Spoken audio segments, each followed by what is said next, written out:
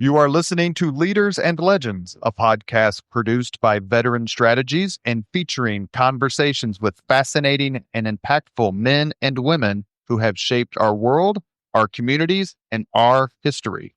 My name is Robert Vane, Principal of Veteran Strategies, and your host for our discussion.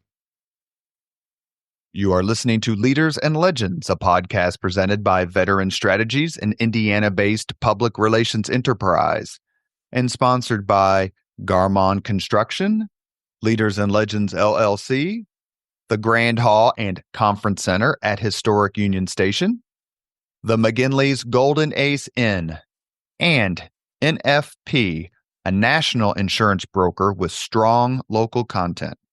Our podcast is featured on the All Indiana Podcast Network in partnership with Wish TV. You may find Leaders and Legends at allindianapodcastnetwork.com. Thinking of starting a podcast or need to host a public meeting? Let Leaders and Legends LLC be your partner as you look for new ways to communicate your message. Please contact Chris Spangle or me at leadersandlegends.net. And as always, all our podcast interviews are dedicated to the legacy and generosity of P.E. McAllister. You are listening to Leaders and Legends. Our guest today, Mike Murphy. Mike Murphy is Senior Vice President and Chief of Staff for the Sisyphean task of all tasks, Committee for a Responsible Federal Budget. You like that? I know, it's kind of like a punchline, huh? It is, but It's not a punchline for you guys. It's hard work, especially for your workers and for your board of directors, which includes multi-guest on the podcast, Mr. Mitch Daniels. Yes, Governor Daniels, yes. Mike has a terrific resume, and like all brilliant, successful people, he majored in history and political science as an undergrad. Same. Graduated from the State University of New York at Albany. That must have been fun to be in Albany. Yeah. That's why I didn't choose to live there. Yeah, exactly. And he has an MPA from Syracuse University, which unfortunately lost the 1987 national championship game to the Indiana Hoosiers. Yeah, they haven't been doing too well in basketball lately. Yeah, the Hoosiers or the Orangemen? I guess maybe a little bit of both. A little bit of both. Yeah. Let's talk some of your work here. I have some notes. I read through your website, and thank you, Joe Elsner, for making this happen. The arguments that are happening now. Let's start there. I used to write speeches I still would, but I've written speeches for candidates. And when they want to talk about draining the swamp, the line that I always use is, the tax code is the swamp. That's the swamp. So how does your organization tackle all of these issues, and how do they feed one into the other? Money coming in and how it's being spent. So the federal budget, you kind of get into this, Rob. The federal budget is enormous. You're trying to, an average person trying to grapple with the federal budget, it's $7 trillion annually in federal spending. But you're getting to another point here too. We take in a little over $5 trillion, 5.2 annually in revenues. But about $2 trillion or so, one can think of as foregone revenues in the form of what they call tax expenditures. These are like deductions, credits, exemptions, exclusions for all sorts of things that in reality are backdoor spending, right? So we try to call attention to those things too. So what we do at the Committee for Responsible Federal Budget is we try to educate people about the enormity of that issue, right, of how big it is. But we try to educate people about the unsustainable nature of our fiscal situation. I got into this stuff because I'm not an economist. I'm not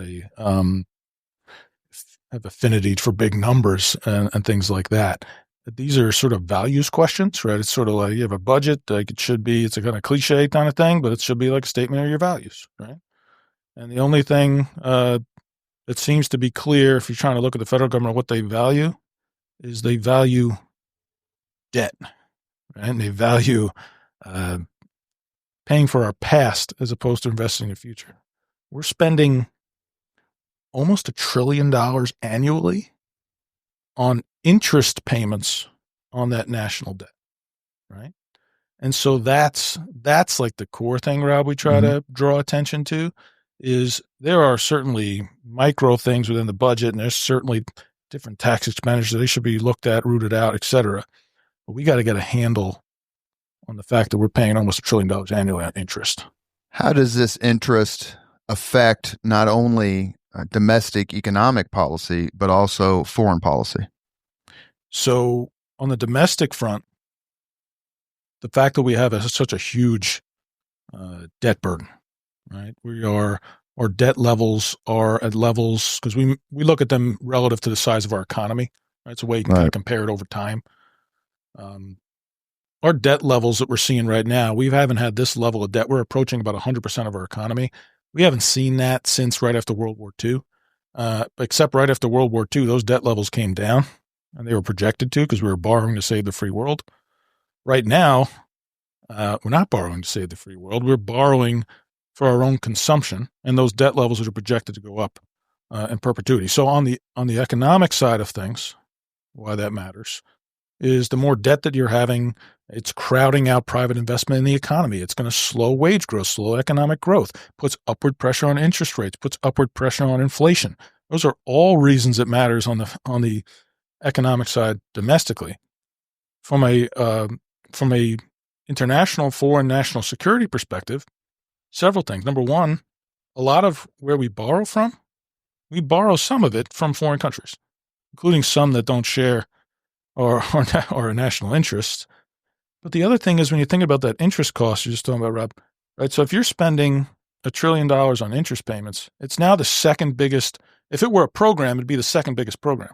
We're spending more on interest payments in a given year than we do on defense. Unless one thinks that you live in a world of completely unlimited resources, the more you're spending on required interest payments, well, you can't spend that on other things. You can't be as flexible to respond to emerging threats, emerging national security issues going forward, which undoubtedly are going to be happening. And you're just completely tying your hands. That's what it is. You're just tying your hands from an inflexible standpoint. This presents a huge national security risk. For 50 years, roughly, let's say since Ronald Reagan was elected in 1980, all through the early, mid to late 80s, there was this, oh my God, we can't sustain this spending. We can't sustain this debt and this deficit. The economy's going to crash. We have to do something about it. The budget, the deficit, and the debt are all exponentially larger now. Like it's not even from billions to trillions. And we clearly sustained it then. Why can't we now? What's the difference besides just the growth in the American and world economy? So a couple things. So what happened actually in the early 90s, right after some of those bigger budget deficits of the 80s, there was some moments in the early 90s when some of the markets were actually starting to get a little scared, right? That the deficits were getting a little bit big.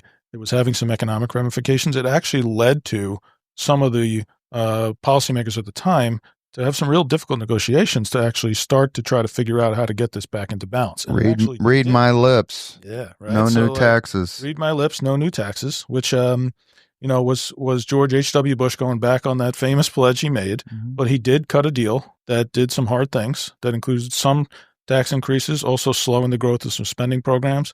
That then happened thereafter with President Clinton, and Republican Congress passed numerous budget deals after that. That when you combine that with a economy that was kind of booming at the time with the internet coming on, it led to the first budget surpluses in decades and the last one since then, right? And do you assign that? I know a lot of conservatives, so they may not be willing to give President Clinton either the credit he deserves or any credit? Do you assign the responsibility, the sort of catalyst for those late 90s surpluses to the dot-com boom? Some of it was undoubtedly due to very strong economic growth. Because the more stronger economic growth, more revenues coming in. It was definitely a contributor to that. But they also did put in spending constraints at the time. They did put in, it's a little technical, but they put some spending caps on areas of the budget, the discretionary of the budget, that had something to do with that too. They did do some healthcare program reforms in Medicare and otherwise that generate some savings. They did welfare reform at the time. That had some impacts on savings. And as alluded to with George H.W. Bush, they did bring in some more tax revenue as well. And all of that combined to help create the budget surplus. Now, since then, and our group has done, we actually did an analysis on this just last year. Since then, the question's like, well, what happened since then? We're having a surplus. Well, a lot of things happened in the last 20 plus years. War on terror. You had the war on terror. You had two big, serious recessions, right? So the one in obviously 2008, 2009, and obviously the recession associated with COVID, right? So we borrowed for wars, two recessions. That had a lot to do with it. We then had spending increases, new programs, Medicare Part D, different things over time. There were new spending programs that were unpaid for. We had several rounds of tax cuts that were unpaid for. So all of them have led to the debt going up since then relative to what it was going to be. And we also, in the same analysis, you can look at it. We have this all laid out, kind of what the different things were attributed to it. But we also do it by party with a big chart that shows red, blue, or purple. Okay. Mm-hmm. And it's all purple because essentially it was bipartisan action on a lot of cases that were the things that contributed to the debt going forward. Right. So, and then to get to your point, though, this is really important, Rob, because we get this a lot too. It's like people have been talking about this for years. Right. And so we haven't seen this moment. Part of it is what I said, that there actually was some of this moment in the 90s, and they did something about it. But the thing that people have been warning against for years was not necessarily the big debt problem at the time. It was more where it was headed. Because where it was headed is kind of where we are right now. It was this big demographic wave that was inevitably going to come. We had baby boomers retiring, putting upward pressure on programs like Social Security and Medicare and Medicaid that were just going to skyrocket, which is what we're seeing right now, without the revenues to keep pace with it. And that's just leading to a huge structural gap that is now just going to grow going forward because of demographic change, right, and rising healthcare costs. This may be a strained analogy, so push back. But is it fair for me to sit, let's just say I'm Jack Kemp's love child here in Indianapolis, Indiana, right? Deficits don't matter. It's growth, it's growth, it's growth. Is there a danger for and I'm going to say the sky is falling crowd, and that's not pejorative, to be associated with the nutty children of the corn climate weirdos who say, look, in 3 years, we're not going to have any snow on Mount Kilimanjaro. And it turns out there's 25 inches of snow on Mount Kilimanjaro, or Manhattan's going to be underwater. In other words, if you keep predicting doom and gloom, at a certain point, doesn't it take that to validate your argument? There's no doubt that some have been sort of claiming that there's kind of there's a fear mongering going on in this, right? You're like Chicken Little, right? So we've been talking about this for years.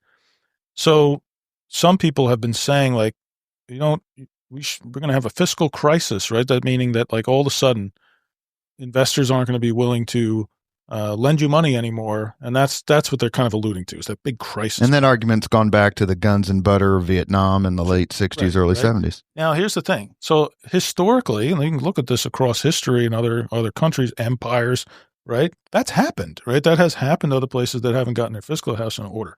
And that may eventually happen here. And you don't want to tempt that, but that's actually not the arguments that we're making, right? We don't want to tempt that, but the arguments that we're making are ones I said earlier. The fact that you have more debt, you can't see it, you can't tell it, but it's eroding the foundations of the economy in ways that otherwise wouldn't be the case. It is constraining your ability to respond to things. When you have interest payments as large as they are, It's unable to spend on other things you want to, right?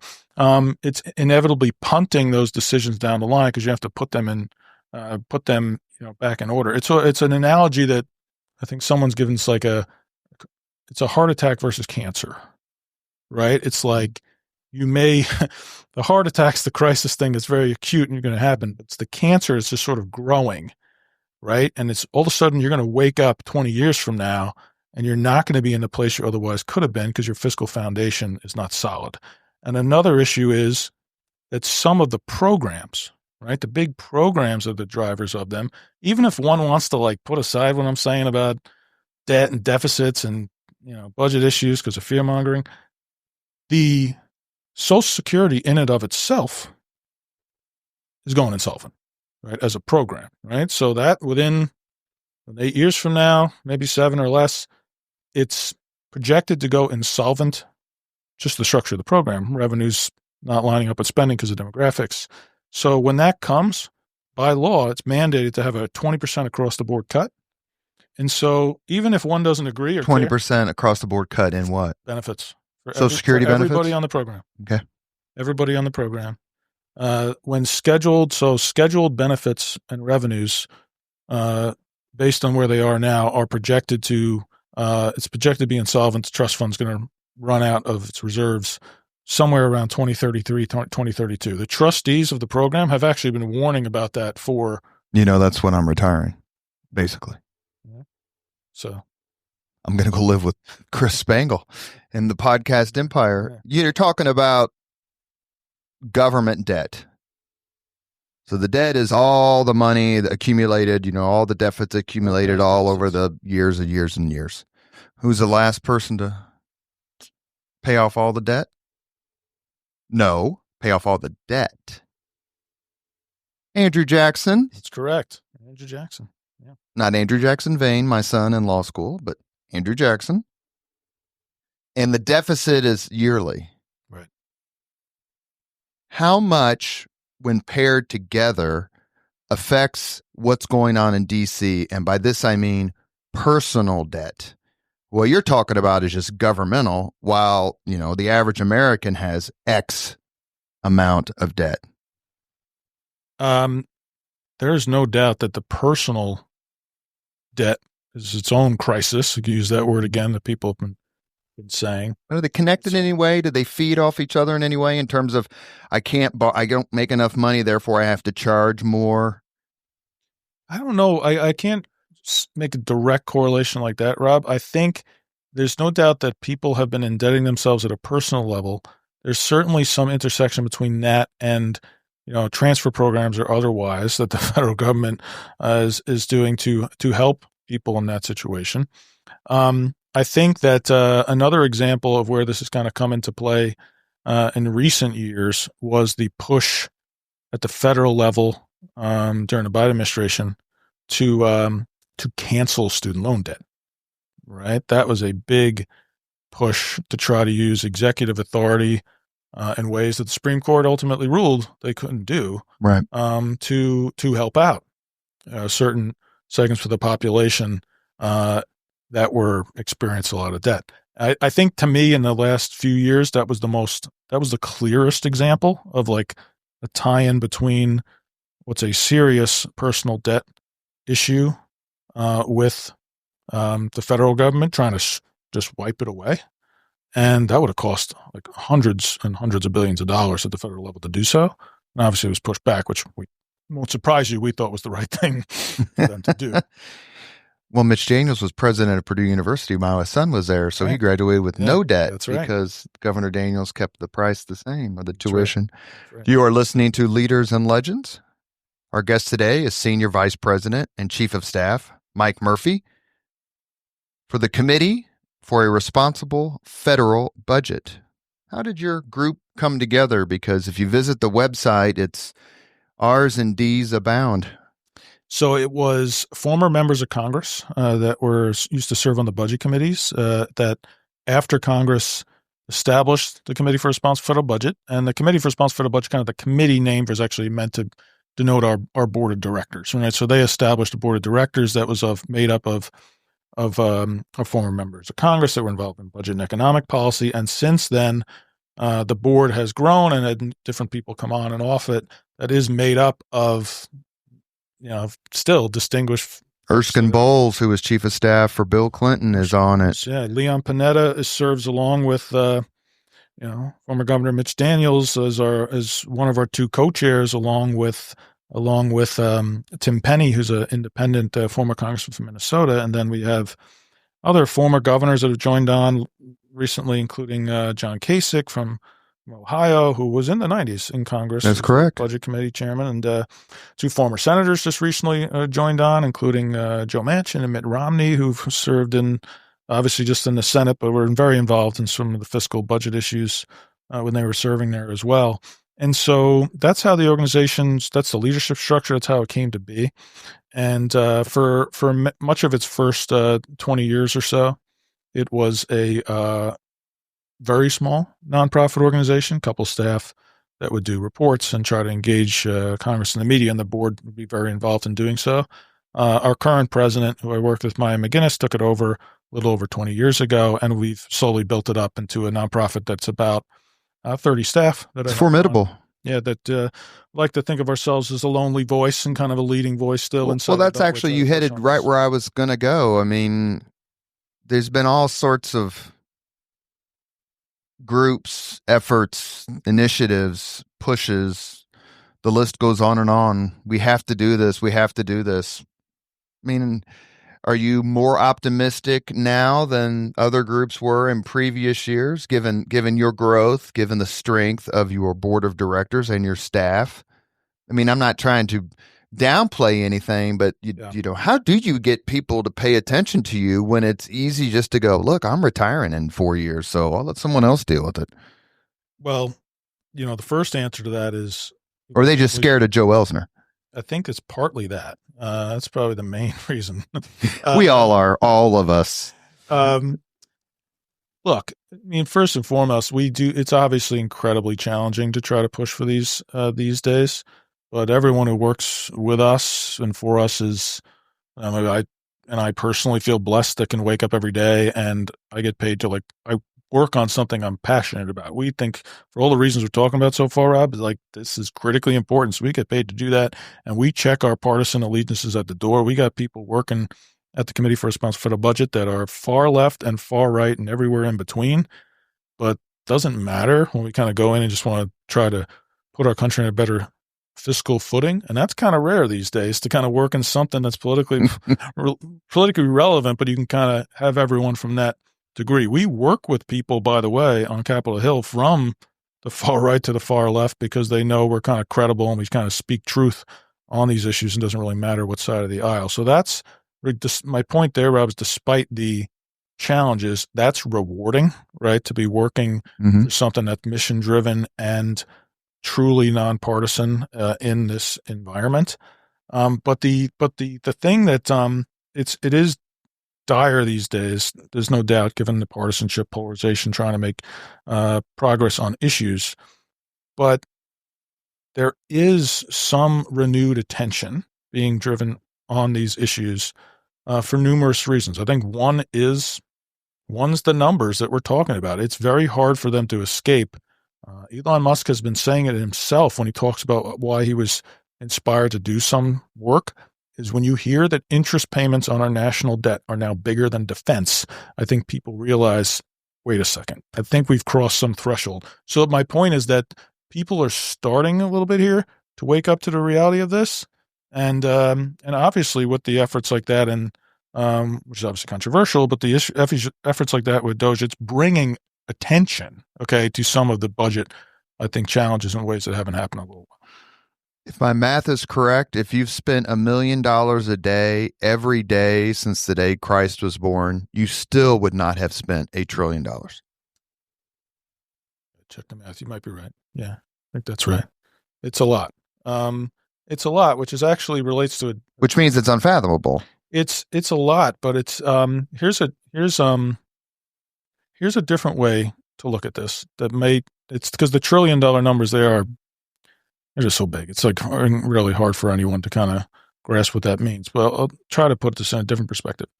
is that a lot of people try to figure out, like, what does it mean to actually solve this problem? Like, what I mean by that is numerically. Like, it's like, do we have to balance the budget? Do we have to pay off? Great point. Do we have to pay off our debt? Like, what are you actually doing? What's your goal here?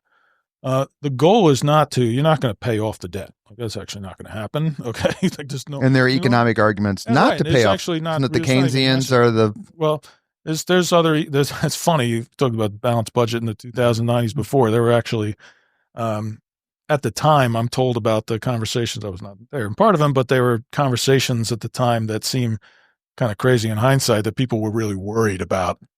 We can't pay off the debt because you need some kind of credit. Like, the Treasury serve as a foundation for credit in the global economy. So, so we still need treasuries. But so anyway, that sounds crazy in hindsight, but you don't need to pay off the debt. What you need, your goal should be to have your debt stop growing faster than your economy, right? So the debt as a level of our economy is the metric I said earlier, is at historically high levels. It's growing faster in your economy. So in other words, it's growing faster than your underlying base of your economy that gives you the ability to service that debt, right? So it's that metrics that's out of control. It's very similar in ways to the corollary of more debt to income ratios when people are trying to apply for mortgages and things like that, right? So you need to stop your debt from growing faster than your economy is what the goal should be. And to do that, you come up with the numbers on how much debt reduction you need to do that. You need about $9 trillion of debt reduction over 10 years would stabilize that, okay? Now, how much is that? We're going to spend $89 trillion At least projected at the federal level over the next 10 years. So that starts to put it in context, right? It's like, well, hold on. Like, $9 trillion seems like a lot of money, which it is, but it's $9 trillion on the base of at least $89 trillion. Starts to become, right? 10%. Starts to become more manageable on how you do that. And again, it doesn't all have to be on the spending side. You can talk about revenues. You can talk about the need for more growth, which can bring in revenues, right? So it starts to become a little bit more manageable, I think, when you put it in that context. Have you done the math yet, Chris, on my $1 trillion calculation? I've had two math interpositions. That's more than the entire podcast up until now. Not my strong suit. But even I, as someone who got a C in micro and a C plus in macro, has to know that it can't go on forever. Okay, so that leads us to Doge. Now, nonprofit. So that restricts you a little bit. But in some ways, is Doge the moment for you, for your organization? Like, finally, people are listening?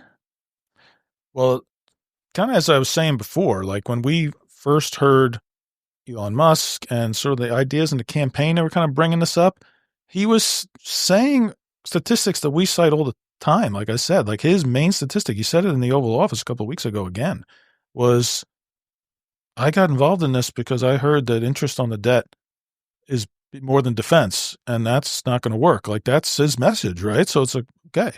So then shortly after the election, when they announced the Department of Government Efficiency, there was no details, obviously, on what it was going to be at the time, but they put it out. They put out what their intentions were and why.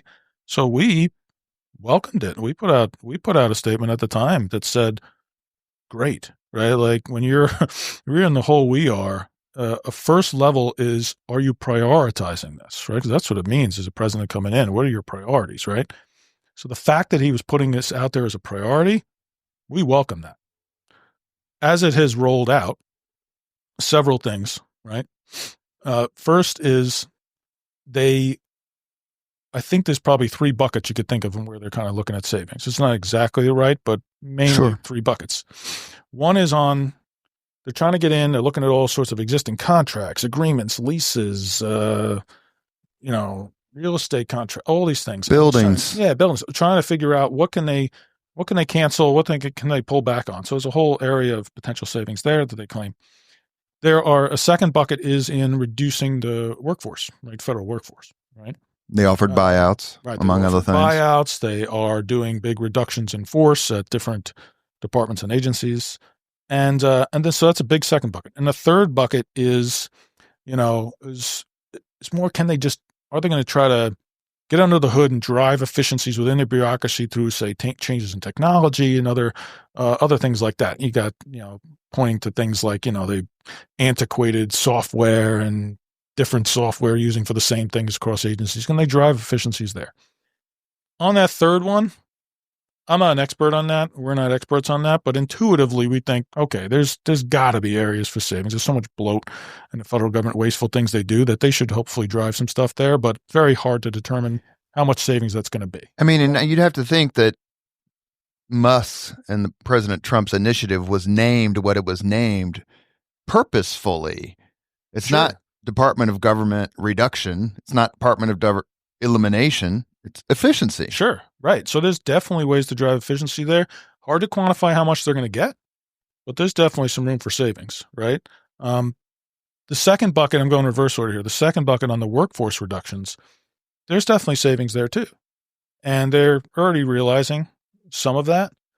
And so they're obviously going very fast, and people are getting very, very worked up. And I can understand why in some cases about, going fast and having to rehire people and all these kind of things, but they're going to generate some savings there.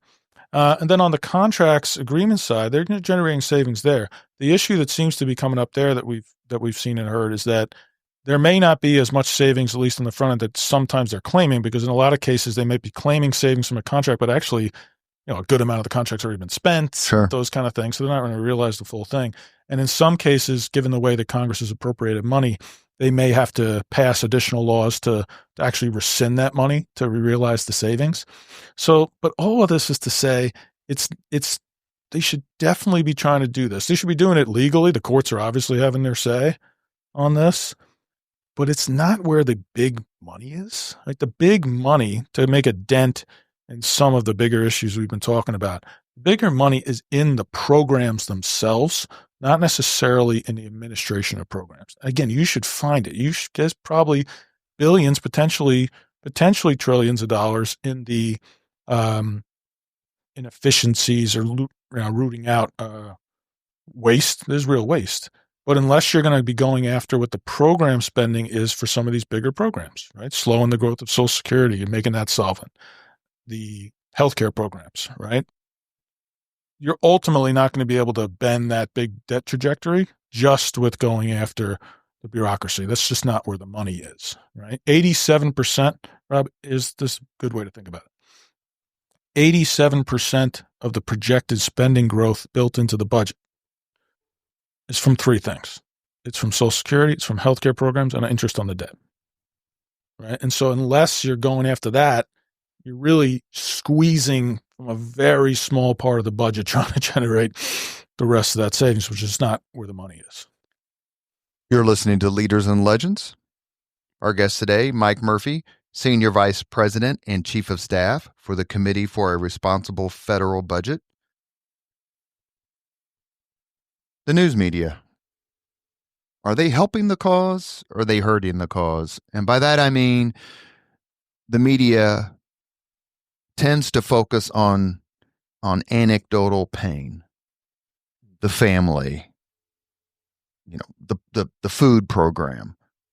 How can the media be brought in to this fight in a way that amplifies your message about the long-term aspect of this problem, while also sort of acknowledging that, A, B, and C could be hurt?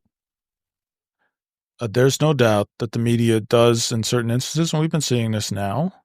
They kind of will. It's very easy to hone in on one specific story, because when when you're reining in budgets, it's going to have implications, right? So there's definitely some of that going on. My frustration a little bit more with the media at large, broadly, on when it pertains to the environment we're in, is that that they focus on the fight, right? They focus on the who's winning, who's losing all the time, at the expense of maybe focusing on substance, right? Like if you're reading a lot of articles that might be going on about the budget negotiations, they tend to be about, the inside Congress drama of who's fighting with each other and all these kind of things, as opposed to the substance. I would say that's my bigger critique with the media, is to try to, but the fact of the matter is, and that's why,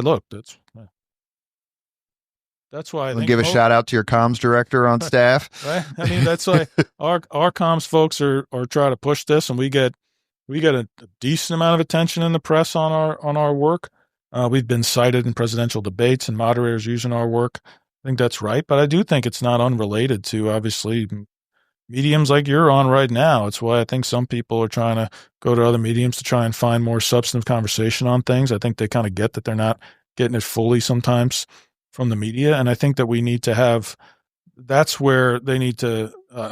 Their incentives, they're selling to people that are buying some of the reporting on the fighting too. So, would I be off base if I described the national political news media as antagonistic to Doge?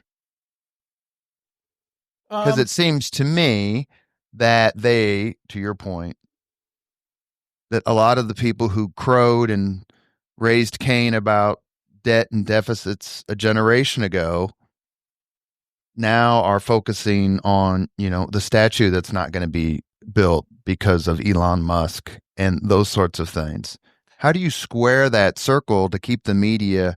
Because truly, I mean, they are the biggest force multiplier in the world, whether that's X, New York Times, CBS, whatever. Mm-hmm. How do you not co-opt them as a partner, but say, help us message the big picture here, not in a partisan way, but like this is inevitable. And we need your help to get the Titanic turned around. Yeah, I think that it's a big challenge, Rob, to try to work around that. I think that part of the issue to try to figure out how to navigate is it's a drinking from a fire hose kind of thing on the media side of stuff. Like the amount of different, like I pulling it up yesterday coming in here, like pulling up on my phone and pulling up the Time, Wall Street Journal and the Times and just trying to skim the stories. The amount of stories is like overwhelming, right? They're trying to cover every single aspect of the different things the administration is doing and different aspects of Doge. They're also covering what's going on with tariffs that they're trying to institute in the administration, which have issues like the administration's flood the zone approach is being reciprocated, right, from a coverage standpoint. And it's very difficult, even if one were to get the best article written, right, on the facts associated with this, it's getting flooded out by a lot of other stuff right now. And so I think we have been trying to, you might find this interesting, we're trying to get different stats out there that seem to resonate, and then the media could be picking up more. I'll go back to that Social Security point before.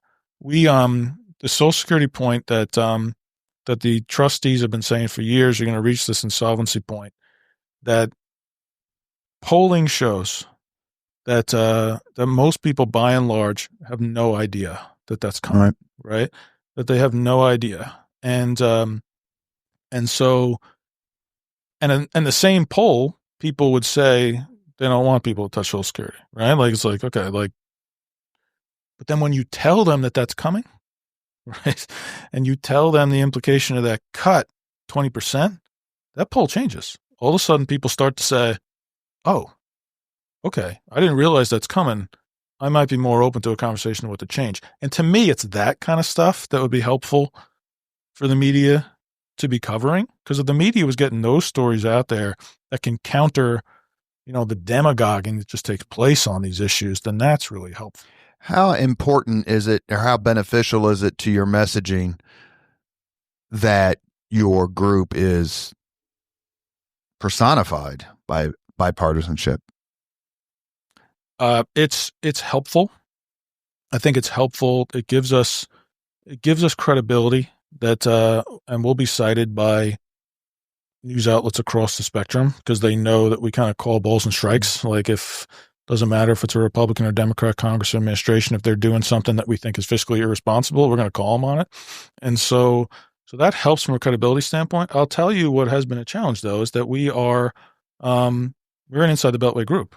Right. So we're kind of quote unquote establishment in some way, right? In an era where that's not the case. And Indianapolis, Indiana is ready.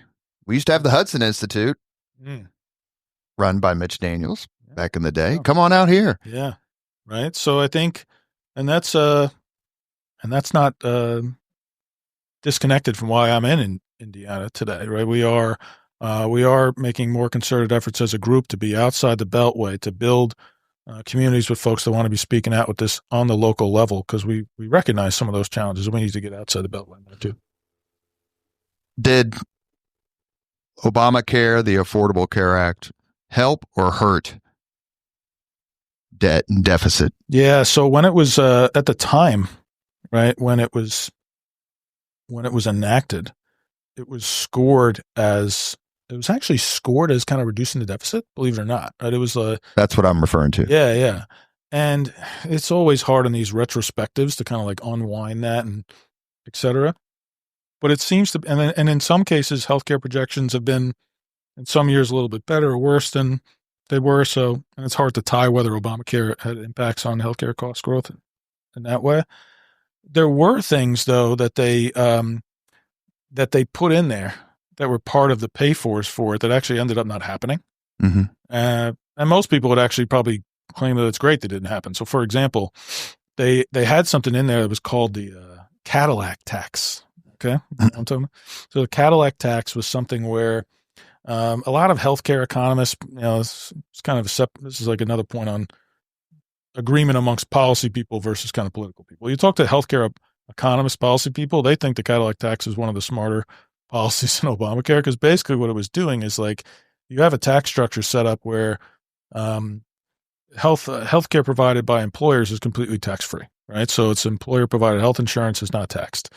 And the argument from health economists goes that when you set up incentives like that, what you're incentivizing is higher growth in costs, right? If you're just going to make something completely tax-free, again, relative to other things in the economy, it helps. The P.J. O'Rourke line. The what? P.J. O'Rourke, the famed humorist. If you think healthcare is expensive now, wait until it's free. Right. So a lot of people, they wanted to try. There's been lots of policy discussions over the years to kind of tinker with that exclusion. It's obviously very difficult politically. Are you kidding me to mess with that? But one way they tried to dip their toe in this a little bit is that they called it the Cadillac tax. And so for certain health insurance plans that were at the real Cadillac, like very high level, they were going to levy a tax on that. And that was going to bring in some revenue to pay for some of Obamacare. Well, that tax never happened because of obvious reasons, right? It's politically toxic and people can demagogue against that. So every couple of years, they kept delaying that Cadillac tax after Obamacare. It's like, we're not going to put it in place now. We're going to delay it another couple of years, And eventually both parties, in a big unified bipartisan vote, completely scrapped it, right? So that's an example, Rob, of so that was there. It was kind of partly paying for it, but then it went away.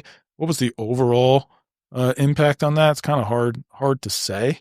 I think that, but what Obamacare didn't do directly, right, was an expansion of healthcare for a lot of people.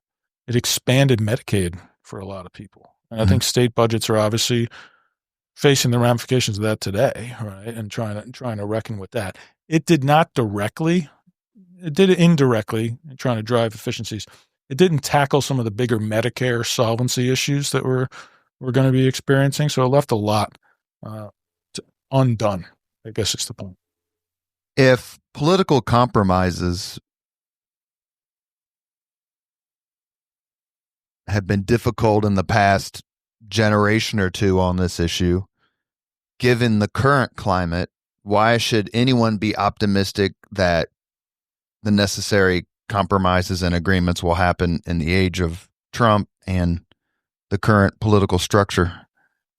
I would say two things. I keep going back to this point, but I do think it's true that they are facing some serious budget constraints when they're trying to get things done now. Right? It was when it wasn't this significant, you still had some more flexibility and kind of get around this. When they're trying to come up with budgets every year to try to tackle whether they're going to add new programs, deal with programs, when they're facing with those interest costs, right? And they're looking at that interest service cost, and they're like spending more on that than defense. It's really starting to put some constraints on their flexibility, right, and their ability to spend. And the knee-jerk reaction has been during the past several decades, forgive me for interjecting here real quick, is defense is where the savings are. The defense budget. What are you going to do about defense? And what you're saying is, and I think what Musk and Trump have said, yes, defense is a part of DOGE. They're going to get their turn at bat and are getting their turn at bat.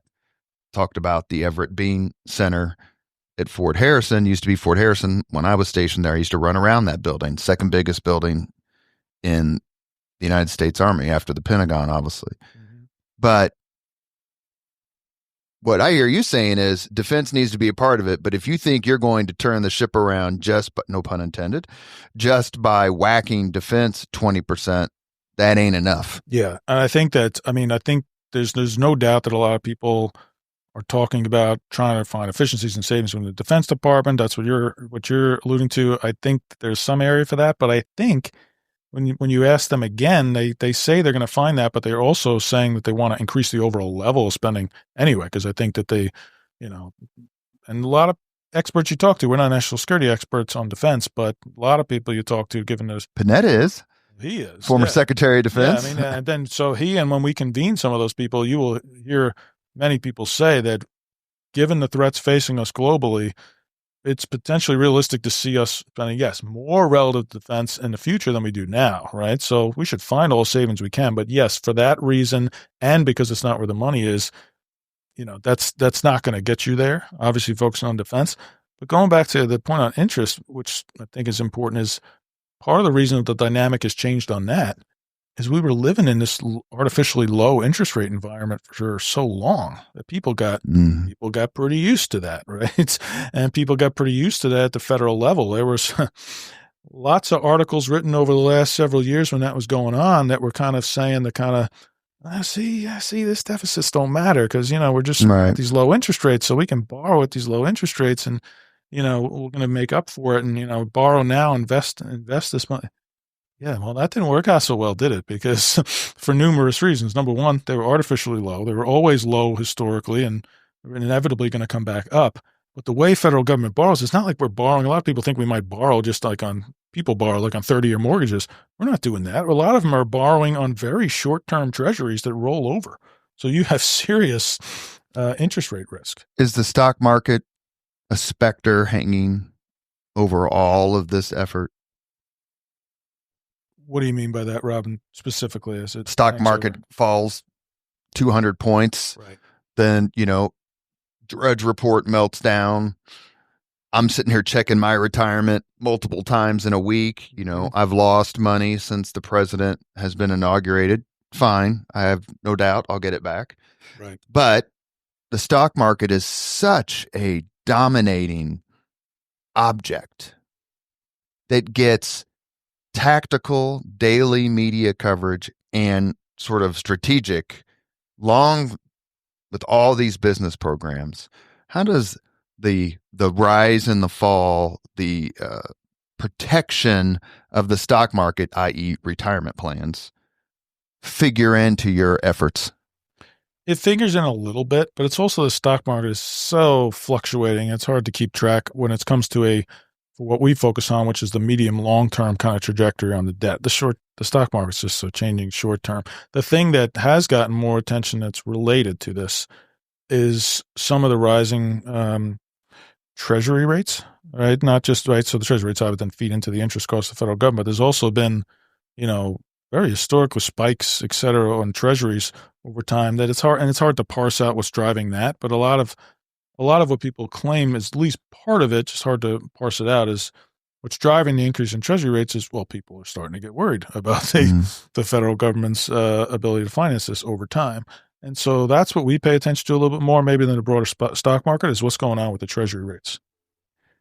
We've reached the point on the Leaders and Legends podcast where we ask the same 5 questions of all of our guests. Were you told of this, Mr. Murphy? I was not. Mm-hmm. Staff work. It's very important. I should have given them to you ahead of time, but I don't give them to anyone ahead of time except for one person, Mitch Daniels. He got them ahead of time. Not even Joe's dad did. Okay. But they're harmless. Are you ready? I'm ready. What was your first job? My first job was working at McDonald's. Heaven on earth. McDonald's, the only place in New York. Grew up in New York. Did you grow up in the city? Grew up on Long Island. It's the only place that would hire people at 14 to get your working papers, quote unquote, at 14. It was only McDonald's that would hire you. So I went there and I worked there, and I didn't work there very long. Let's put it that way. Yeah. What was your first concert? First concert. I think I went to a Linkin Park concert. Linkin Park back in the day. Yeah, it was good. If you could suggest any book for someone to read, which book would you recommend?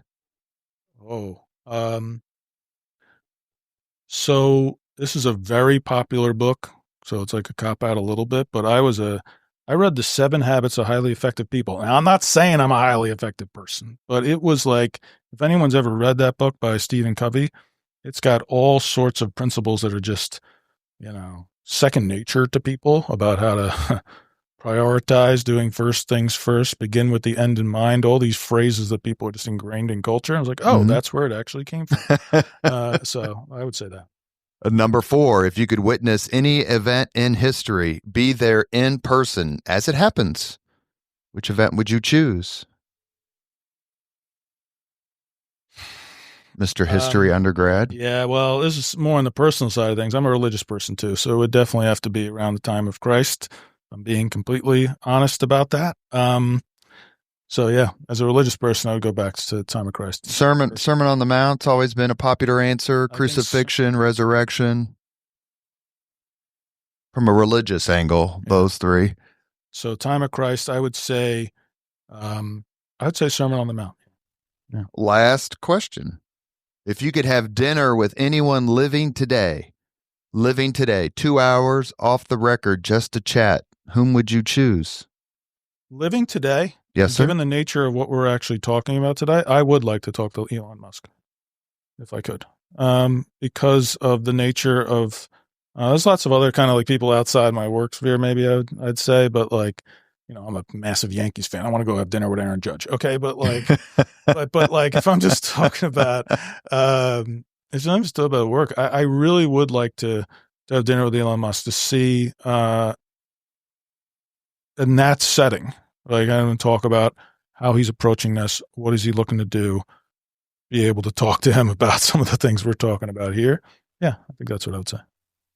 You have been listening to Leaders and Legends, a podcast presented by Veteran Strategies, an Indiana-based public relations enterprise, and we are a federally certified, veteran-owned small business. As always, all our podcast interviews are dedicated to the legacy and generosity of P.E. McAllister, the man. Our guest today, Mike Murphy, Senior Vice President and Chief of Staff for the Committee for a Responsible Federal Budget. Mike, all I can say is I hope you accomplish every single bit of your mission, and thank you for your time today, and thank Hathaway Strategies and everybody for making time. Thanks so much, Rob. It's great being on. Thank you very much for listening to Leaders and Legends, brought to you by Veteran Strategies Incorporated. If you want to contact us about this program or our menu of public relations services, please send us an email at robert@veteranstrategies.com. That's robert@veteranstrategies.com.